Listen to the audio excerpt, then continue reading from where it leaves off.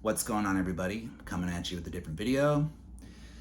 And this video that I'm doing carries forward from the last video that I did about the death and assassination of Charlie Kirk.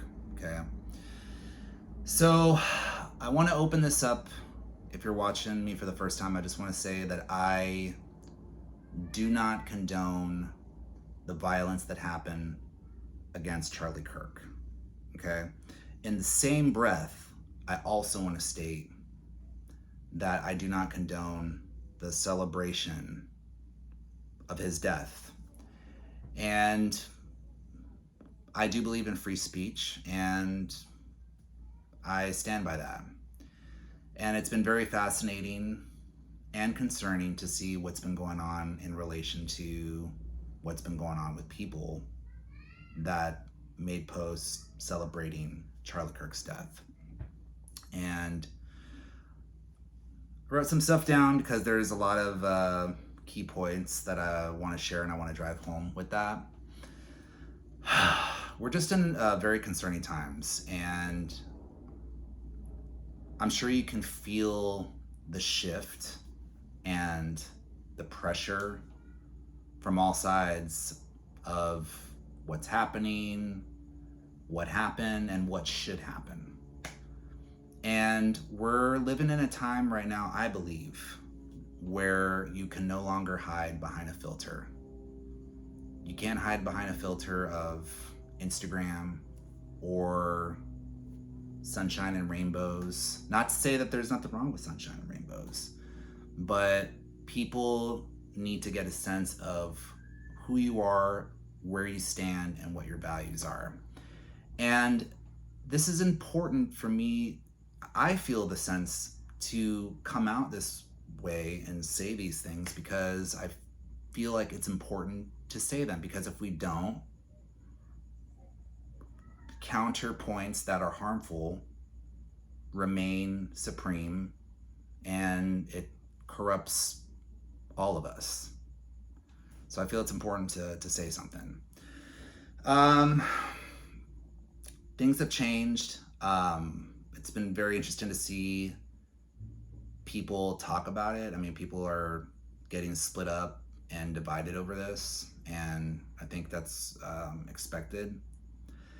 While I don't condone the celebration of Charlie Kirk, what is ultimately concerning is this new phase of accountability culture.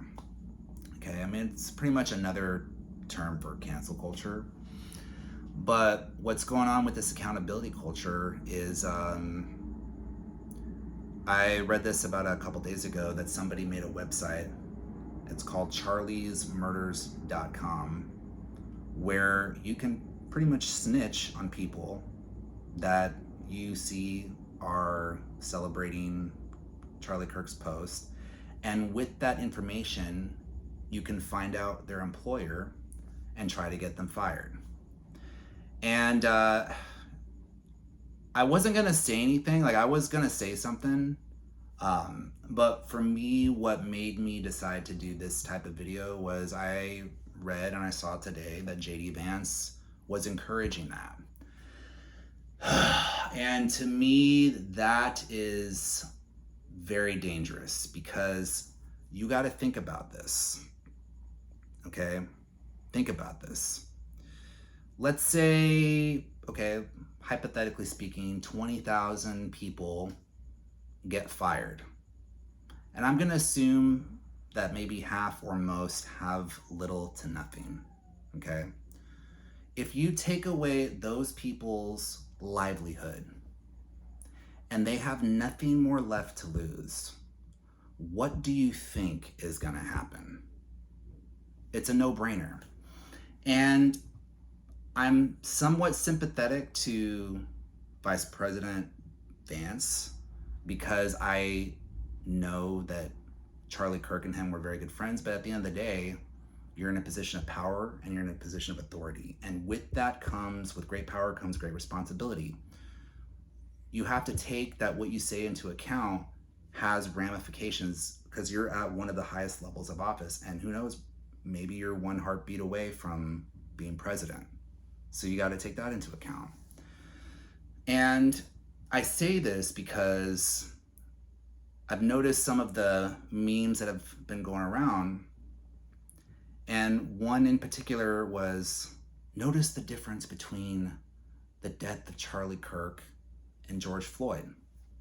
Okay, so hypothetically, if you want to assume that these types of people did or could contribute to damages similar to the George Floyd riots, then why would you add gasoline to the fire? And the reason why it concerns me, and mind you too, I'm coming from a place of, I don't want to see people get hurt, people that I agree with and people that I don't agree with, okay? And if people get hurt as a result, it's going to come down to people like JD Vance or other people perpetrators that did the Charlie's Murderers website.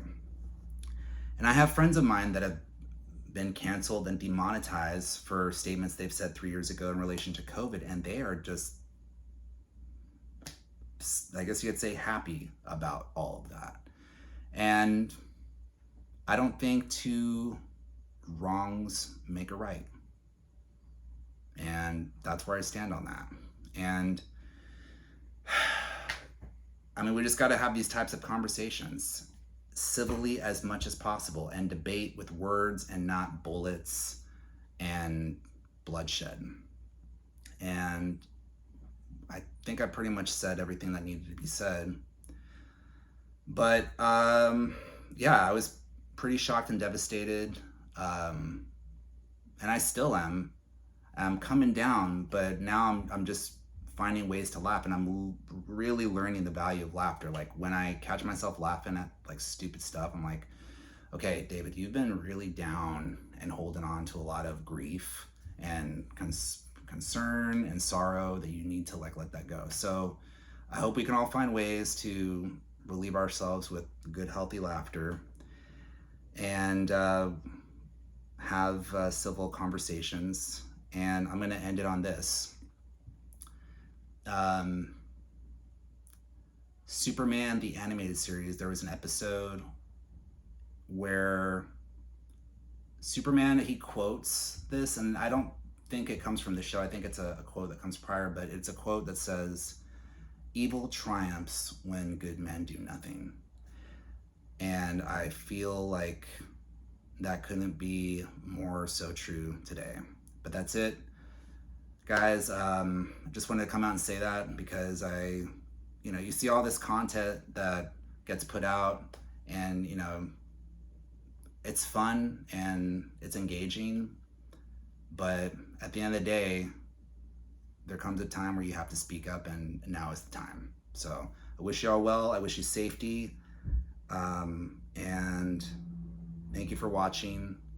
If this resonates, feel free to like the video, share, and as always, I will see you on the next one. God bless.